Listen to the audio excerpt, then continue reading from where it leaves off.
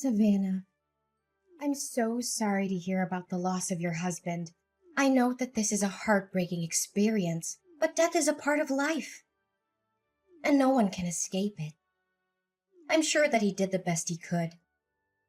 In fact, Jim's battle with cancer was a true inspiration to us all. Thanks for your condolences, Mom. Jim had been fighting cancer with incredible resilience for almost 3 years. We had our share of tears, but we also had so many happy memories. I'll cherish those memories forever. I'm still grieving, but I'm starting to feel stronger, Mom. It's a shame that you and Dad couldn't make it to my husband's funeral yesterday, though. Yes, and we're really, truly sorry about that. As we get older, our bodies start to show the wear and tear of time. Just yesterday, I had a minor heart attack which caused immense pain in my chest, and I couldn't even breathe. Your dad was worried about my health, so we decided to stay home so I could rest and he could keep an eye on me. I apologized for not being able to be there for you, Mom. I hope you understand that I've been preoccupied with my husband's funeral. You know, it took time with the arrangements and stuff. Anyways, do you feel better? Oh, yes. I took some rest and now I'm feeling much better. But Savannah, where will you be staying now? I heard that you sold all of your valuables and even your house to take care of your husband's treatment costs, huh? About that, I know this is a big ask, but I'm wondering if you would be willing to let me stay at your place for a while? I'm completely broke and I'm really struggling to make ends meet. I promise that I'll work as hard as I can to get back on my feet. I'll also start saving money to rent my own place as soon as possible. Well, we'd be glad to help you out, but I have received word that you are in a state of financial distress as a result of your association with loan sharks. Is that correct? Yes, Mom, I'm also dealing with those people. Honestly, my husband's medical expenses were too expensive for me to handle. I went to the bank, but they didn't agree to lend us any money due to my bad credit score. I really had no other choice but to borrow from loan sharks. Honestly, I can't believe that you're stupid enough to get a loan from those gangsters. I know that they've been to your house and workplace several times demanding payment, and they even beat you up a few times. Is that right? How did you find out about that? Well, if you already know, then I have no reason to hide it anymore. It's true what you just said. They began by threatening me, but their aggression escalated over time, culminating in violence. I'm sorry I didn't tell you sooner, but I didn't want to worry you or anyone in the family. Have you lost your mind, Savannah? Seriously, if I let you stay in my house, those racketeers would show up every day and cause us a lot of trouble. How will me, your father, and your brother live in peace, knowing that there are criminals who could potentially harm us? What kind of person are you? Putting your own family at risk like that. Please, Mom, just hear me out, okay? I know loan sharks are dangerous, but I'm doing everything I can to pay them back. This is a difficult time for me, but I promise it's not forever. I'll work tirelessly to pay off my loan. I'm so close to being debt-free. Then everything will be solved. Close to being debt-free? Don't make me laugh. You think I'm stupid enough to believe that? How are you going to clear your debt with the nickels and dimes you earn every month? Your monthly salary isn't even enough to cover your basic necessities, let alone paying your debt. Save your breath. Don't even bother trying to convince me to let you in my house. Please believe in me, Mom. I'm working 2 jobs and I'm cutting back on all my expenses. It'll be a matter of time until our family ends up broke because of your stupid debt. Look, I know for a fact that if I ever let you set foot in my house, you're gonna come crawling to me, begging for help with your financial issues. Or even worse, you're probably gonna rip off all of me and your dad's money. Mom, I know you're angry with me, but I'm begging you to have some sympathy for Joey. She's your granddaughter and she's only 6 years old. If we don't have a place to live, we'll be on the streets. Can you imagine your only granddaughter living on the streets? Stop whining and complaining. I'm not falling for your trap by mentioning Joey. You think you're so important because you gave birth to Joey? Well, guess what? She's not my only granddaughter. I also have your brother, Max. And when he gets married, He'll give me even more beautiful grandchildren. Okay, fine. I can understand that I'm not welcome in your house. But I'm only asking you for one favor. Can you please let Joey stay with you guys? Considering my current situation, I'm afraid I won't be able to provide my beloved daughter with enough love, care, and a good environment for her to develop both physically and mentally. I promise to make a plan to pay off my debt and not to let it impact our family's finances. Just please allow Joey to live with you guys. Well, maybe I can agree with that, but give me a few minutes to think. Wait, I just thought of something. The moneylenders also know about your daughter, don't they? Well, yeah. Why do you ask that question? So, if she stays with us, those thugs could also come to my house and use Joey as a hostage to force you to pay for your loan. No way. I don't want to deal with those criminals and be harassed by them day after day. Look, I'm not going to let you or Joey stay with us. Both of you stay away from our peaceful life as far as possible. What? How could you even say no to an innocent 6-year-old girl like Joey? She doesn't know anything, and she has nothing to do with my debt. Can you please reconsider your decision? Look, I said it, and this is the last time I'm going to repeat myself. I don't want you or Joey to appear in my life ever again. So why don't you take matters in your own hands? Don't be a parasite and live upon your own parents like that. Mom, but... I officially announce that you and I are no longer mother and daughter. Next time when you see the moneylenders, tell that to their face so they won't disturb me or your dad. You've been a burden to us since you were born. And now you have the audacity to ask us for help? If I knew one day this would happen, I would have cut ties with you long ago. Savannah, are you there? We're in big trouble. Can you help us out? Mom, what's the matter? I thought you already cast me out and deleted my phone number. Anyways, make it quick, because I'm in the middle of my work, so I won't be able to talk to you for long. Who do you think you are to talk to your own mom with that attitude? Look, you need to help your brother because he's in hot water. You mean Max? What happened to him? Your brother's gambling addiction got him into big financial trouble. Now he got into debt because he was gambling away all of his money. He even mortgaged our house for a loan despite not affording the monthly payments. We're in a really bad position right now. If we don't do anything about it, there's a high chance we'll lose our house. Goodness, why am I not even surprised? You already know that Max is addicted to gambling a long time ago, but you never did anything to stop him. When I warned you about the consequences, you told me to shut up. Mind my own business and that he was just gambling for fun. Honestly, Max being in debt is the outcome that you could have easily avoided, but you chose not to. I know, Savannah, and I regret not having taken any action. But what's the point of crying over spilled milk? The most pressing matter at hand is to find a solution to the current predicament. Would you agree, my dear? You know what they say, blood is thicker than water. We're family, right? So there's no reason for you not to lend us a helping hand in this difficult time. So, after all the things you did to me, including faking being sick so you could avoid attending my husband's funeral and refusing to help me and my daughter, suddenly we become family again? Please, spare me the act. I've already seen past your mask. What? How did you find out about that? I can already see the wheels turning in your head, wondering how I found out about your malingering. Well, I came all the way to your house and I asked the neighbors myself. Unsurprisingly, they told me that you were strutting around the house like a spoiled hen as usual. I could easily guess your true intention of not going to my husband's funeral. Either you wanted to avoid getting yourself into trouble with the loan sharks, or you were just too afraid that I would ask you for help. Oh, Savannah, please don't misunderstand me like that. I didn't attend the funeral because I wanted to keep you safe. I couldn't bear to tell you in person that I wanted to cut ties with you.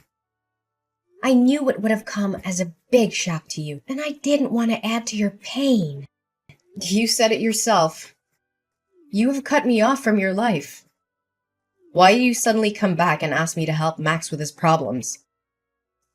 Well, who else could I be asking other than you? You, Max, your father, and Joey are my only family in this world. And how am I supposed to help you out when I myself already have a problem with finances? Do you know that me and Joey are now living in a homeless shelter? It's all thanks to your kindness, Mum. What? Homeless shelter? You can't even afford to rent public housing or a small apartment? I thought you would have changed by now. Gosh, 1 year has passed and you're still dirt poor like the last time I saw you. If I knew that you're still living like a rat like this, I wouldn't bother wasting my time talking to you. Just get out of my life. I don't want anything to do with you anymore. Yeah, thanks, Mom. I really appreciate it. And I would also be more thankful if you don't suddenly appear in my life just to talk down to me like this. Just delete my number, whatever. Yeah, I'll delete your number even if you didn't tell me to. Gosh, if anyone finds out that I have a homeless daughter like you, I'd be so embarrassed that I could sink through the floor. Hey, Savannah, can you explain something to me? You again? I thought you already removed my number from your phone. What's the problem this time? Look, I know this sounds crazy, but Max told me he saw you getting out of a fancy car in a stunning dress. He said he was sure it was you because he recognized your birthmark on your shoulder. I don't know what to think. Maybe he was daydreaming, or maybe he mistook you for someone else. Well, he wasn't wrong. It was me. And I also saw Max searching garbage for food or something to sell. What happened to you guys? Where are you living now? Our living situation doesn't have anything to do with you. But you? There's no way an impoverished girl with a large debt like you can have an expensive car and luxury clothes like that. It just doesn't add up. How on earth could it happen? I know, this must be a joke. You may be able to fool Max, but I'm not easily misled. Well, suit yourself. You can choose to believe it or not, but it won't change the fact that I'm now living the best life I could have, alongside the people that love and care for me. I would hazard a guess that you're still finding it difficult to make ends meet. Explain to me what happened. How did you get so rich all of a sudden? Wait. Don't tell me that sex worker is your new job. Well, what else could you possibly do other than leeching off rich men? Seriously, if you don't have anything nice to say, please don't say anything at all. Anyways, back to my story. I was minding my business on my way to work when I witnessed a crime. A woman was having her purse snatched, and I knew I had to do something. I chased after the robber and was able to get the purse back. Let me guess. You found a lot of money in the purse and you just decided to keep it for yourself. How convenient for you. If I had known how quickly you can make money like that, I would have told Max to do the same thing. Could you stop interrupting me like that? Goodness, you're just as impolite as the last time we talked to each other. Fine. Go on. I can't believe you dare to talk to your own mom in that manner. Okay, so after I returned the purse to the woman, she invited me to dinner. We shared our stories with each other, and it turned out that she was a wealthy woman named Daisy, whose husband, Mr. Johnson, owned a famous fine dining chain. Mr. and Mrs. Johnson couldn't have children together, so after hearing my story, they expressed their sympathy and decided to adopt me as their daughter and Joey as their grandchild. They were also kind enough to help me pay off the rest of my loan. Whoa, hold on right there. So you're telling me you were adopted by a wealthy family? I thought that only happened in fairy tales. How could you strike it lucky like that? This is totally unfair. You're living the high life while we're stuck living in a tent on the streets. Unacceptable! Well, I guess that's what they always say. When one door closes, another one opens. Actually, it's not unfair at all. In fact, you guys got exactly what you deserved. You ruthlessly told me that you no longer considered me as your daughter anymore. And neither Dad nor Max lifted a finger to stop you. You are all on the same boat. determined to kick me out of the house without even a moment's hesitation. What's even more devastating is that after finding out I was living in the homeless shelter, you didn't offer to help me. On the contrary, you even had the nerve to turn your back on me one more time. Honey, I know what we did was totally wrong, but we don't deserve to be punished like this. Look, Savannah, Mrs. Johnson seems like a kind woman who would be compassionate to what we're going through at the moment. Would you please ask her to adopt your brother as well? Maybe then she would let us stay in her big house. Abigail, you really have no sense of shame, do you? Why would Mrs. Johnson adopt Max when he still has his biological parents on his side? You and the rest of our family abandoned me when I needed you the most.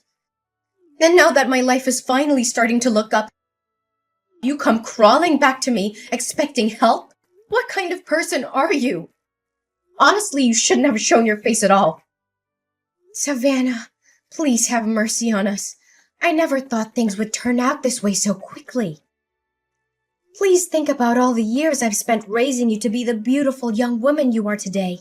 I appreciate all the time and effort you put into raising me, but I can't forget how you abandoned me when I needed you the most. You were the one who cut ties with me, and you treated me like I was some kind of plague.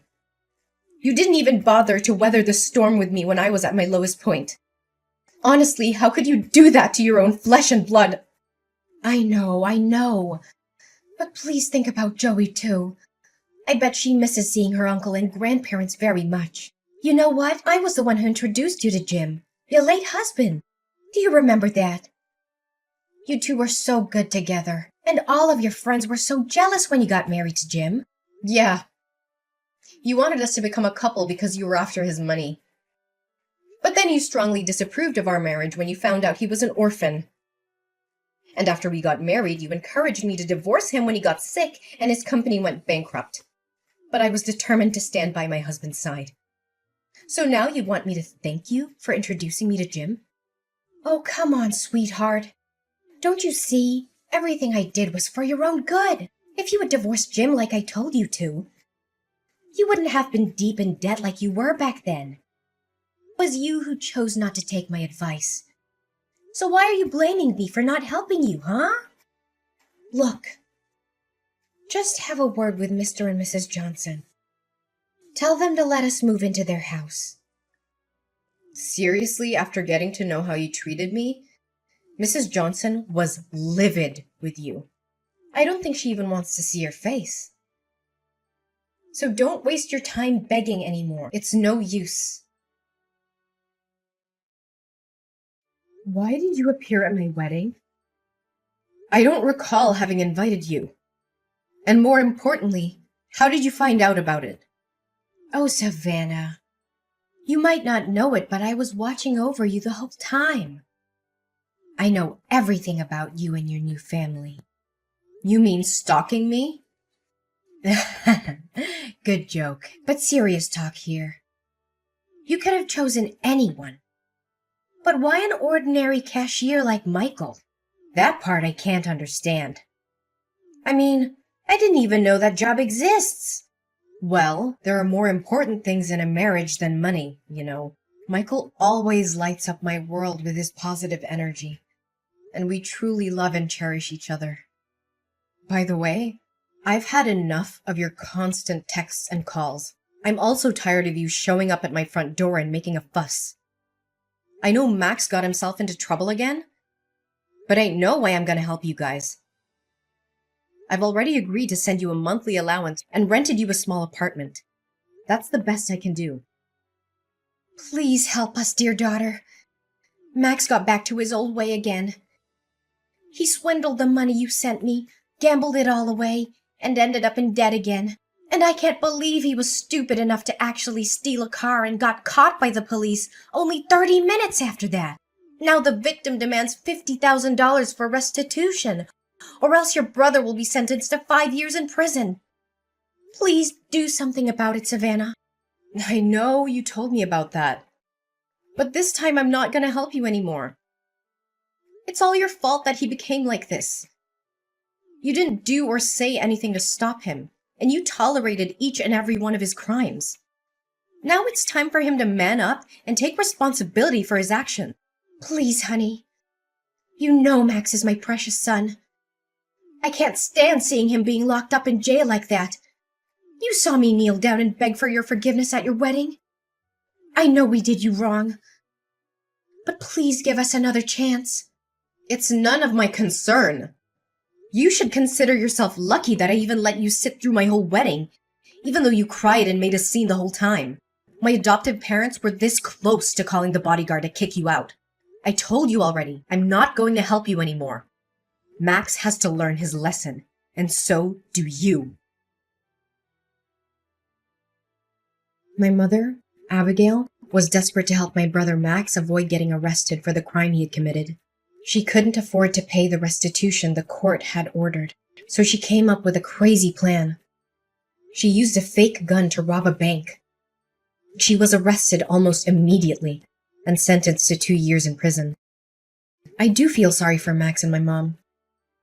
I visited them in jail every now and then, but they always became angry when they saw me. They threw fits and blamed me for their being in jail. They seemed to be unable to see the error of their ways. After my dad left alone in the house, I invited him to live with us and my husband Michael. However, he refused, feeling ashamed of what he had done to me. He chose to live by himself in the apartment that I had rented for him. I hope that in the future, I'll be able to convince him to move in with us. After all, we are still a family. Looking back at everything I went through, I am so grateful for my life. There were times when I thought I couldn't make it, and I even considered suicide. But I found the courage to overcome tremendous challenges in life. I hope that my story can inspire others who are still fighting their own battle. No matter how difficult things may seem, it's important to never give up. There is always hope, and you are not alone.